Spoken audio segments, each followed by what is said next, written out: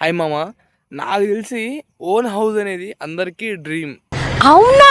నిజమా? అంటే ఒక మంచి డ్రీము, అదొక కల్లాగా ఉంటుంది. ఆ డ్రీమ్ని ఫుల్ఫిల్ చేసుకోవాలంటే మనం కష్టపడి సంపాదించి కట్టాలి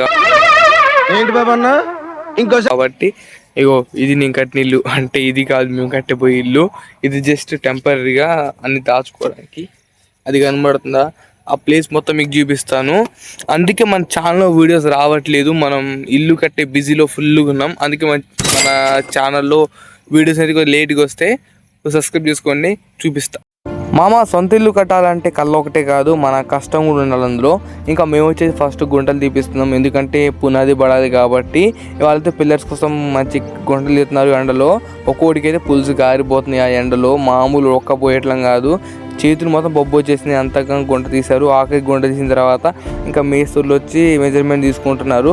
ఇంకా ఫస్ట్ అయితే వాల్ అంటే పారి గోడకు వచ్చేసి ఫస్ట్ రాడ్ వేస్తున్నారు. మనం మట్టి తోలిచ్చిన తర్వాత గట్టిగా ఉంటేని ఆల్రెడీ బాక్సులు పెట్టేశారు. ఇంకా పిల్లర్స్ అయితే దీని తర్వాత పిల్లర్స్ నుంచి పెడతారు నాకు తెలిసి. ఇంకా ఆ రాడ్లు అనేది బెండ్ అవ్వకుండా కర్రలు అయితే ఎదురు బొంగు అయితే అడ్డు పెట్టారు. ఇంకా మీలో ఎంతమంది బైపీసీ స్టూడెంట్స్ ఉన్నారు? బైపీసీ స్టూడెంట్స్ అయితే ఎంతమంది కౌన్సిలింగ్ కోసం వెయిట్ చేస్తున్నారు? నేనైతే ఈగల్గా వెయిట్ చేస్తున్నాను బైపీసీ కౌన్సిలింగ్ కోసం. ఇంకా టాపిక్లో వచ్చేస్తే ఇంకా వీళ్ళైతే పిల్లర్స్లో కూడా పోస్తున్నారు మట్టి. అంటే మట్టి పోయాలా, అది మట్టితో కవర్ చేయాలా, మాల్ పోయాలా, చాలా ప్రాసెస్. ఇల్లు కట్టి చూడు పెళ్ళి చేసి చూడు అంటారా సామెత, అది నిజమే అనుకుంటా. బేస్ మటన్కి సింపుల్గా 2 lakhs దాకా అవుతున్నాయి. అందుకే ఇల్లు కట్టే ముందు ఆచి చూసి కట్టమంటే చెప్తారు పెద్దలు. అందుకే ఆఖరికి పిల్లర్స్ అయిపోయినాయి. ఇంకా సైడ్ పారికి కూడా రాడ్లు కడుతున్నారు వర్కర్స్ వచ్చేసి. మనమైతే వర్కర్స్ కొద్దిగా నీళ్ళు చేసి మనం లుక్ వేసేద్దాం ఇల్లు ఎంతవరకు వచ్చిందో. వాన పడితే మాత్రం ఫుల్ బురదగా ఉంది. అయినా వర్క్ ఆగట్లేదు, వర్క్ చేస్తున్నారు వాళ్ళ పనికి హ్యాండ్స్ ఆఫ్ చెప్పచ్చు. అంత బురద ఉన్నా వాళ్ళ పని వాళ్ళు చేసుకుంటున్నారు. ఈ బురద మొత్తం క్లియర్ కావాలంటే ఎండ గట్టి కొట్టాల్సింది నాకు తెలిసి.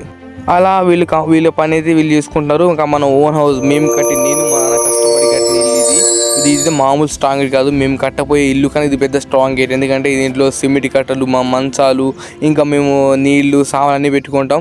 మొన్న వచ్చిన వర్షానికి ఎంత పెద్ద గాలి వచ్చినా అది గింత కూడా బెండు కాలేదు, అంత స్ట్రాంగ్ గేట్గా ఉంది ఈ ఇల్లు వచ్చేసి. మొత్తం ఎదురు బొంగులతో కట్టిన ఇల్లు, అంత స్ట్రాంగ్ ఉంది కాబట్టి. ఈ ప్లేస్ మొత్తం ఖాళీగా ఉంది. ఇది ఫ్యూచర్లో అక్కడ ఆవులు కొట్టం కానీ ఇంకా మనం చాలా కూరగాయలు మన ఇష్టం వేసుకోవచ్చు. మొత్తం తెరగట్టినాం, ఎందుకంటే అందరికి చూపిటే ఉంది. సబ్స్క్రైబ్ చేసుకోండి.